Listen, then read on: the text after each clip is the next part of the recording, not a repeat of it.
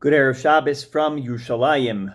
I want to share with you an Agadata, a Gemara that is part of the Daf Yomi today, Gemara Brachos, Daf Zayin Amud Aleph Brachos 7a. It's a famous Midrash, a famous Agadata, Tanya, which was made famous by Avram Fried, the Jewish singer. Tanya Am Rabbi Yishmael ben Elisha.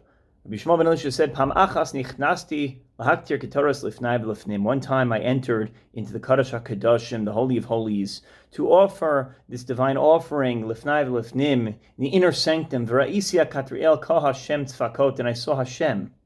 I saw HaKadosh Baruch Hu there. Shu Yoshev al kisei ram v'nisa. And he was sitting on the divine throne. And think this is Yom Kippur, this is a time of judgment, a time of fear, a time of awe.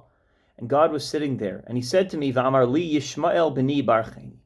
Yishmael, my son, please give me a blessing.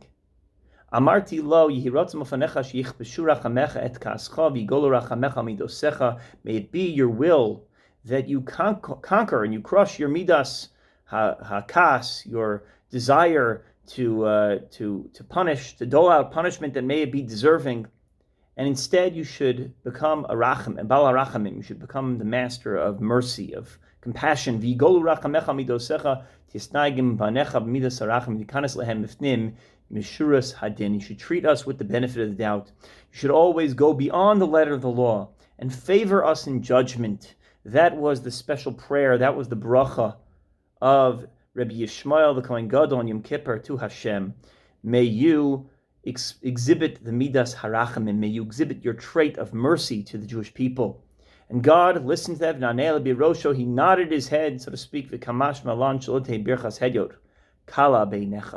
we learn from here the blessing of a hedyot, of a simple person. No simple person was Rabbi Yishmael, but nonetheless, relative to God, a hedyot, that even the bracha of a simple person is meaningful, has an impact. We learn two important lessons from this Gemara. The first and foremost message that we learn is that we can have an interaction with God. We encounter Hashem through tefillah, that it's not just a one-way relationship, but rather God shares an interaction. He wants us to interact with Him. He wants us to have an exchange. He wants us to have, so to speak, a conversation with Hashem. And the other empowering part of this, which I think is the context of this story, when does this story take place? It takes place when he's offering the Ketoras Lifnai V'Lifnim. That's on Yom Kippur. This is the holiest person on the holiest day of the year, in the holiest place in the universe. It's the most exclusive of experiences, the most exclusive day of the year, the rendezvous that none of us, maybe one of us, will be zocha to in our lifetime, but likely not. And that notion that when someone is having an exclusive conversation with God, the scoop, the inner scoop, the limited access, the special conversation that nobody else knows, then that private conversation is not something that is exclusive to the Kohen Gadol on Yom Kippur and the Kodesh HaKadoshim, but rather it is a conversation that any of us can exchange with God. That's the power, dynamic nature of Judaism. That there is no chasm between us and Hashem. That every one of us can have that interaction.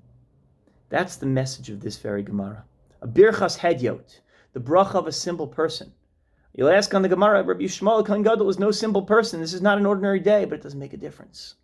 Because the message of Rabbi Yishmael having an encounter with God is that any of us can have that special access to Hashem if we only want it. When you go to shul next, don't think this is the job for a superhero. Don't think this is a job just for an exclusive person with a special scoop, with a special unique connection to Hashem. Any of us can have a conversation. Any of us can engage Hashem on a serious level. And we have to recognize that when we go to shul, it's not the job of some fancy chazan. It's not the job of the guy next to me or the woman next to me who maybe they're talking or not talking, distracting me, or have their kids running around. It's not their job to make my experience meaningful.